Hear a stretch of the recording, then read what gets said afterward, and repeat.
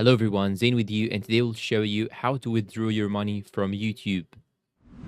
First, you want to search for Google AdSense like so, and after that, go and click on Google AdSense sign in or login. After that, log in into your account. After logging in into your Google AdSense account, you want to go and navigate to the payments section on the left side, then choose payments info, and now you have to click on manage payment methods. Then here you should click on add payment method, and now choose add new wire transfer details.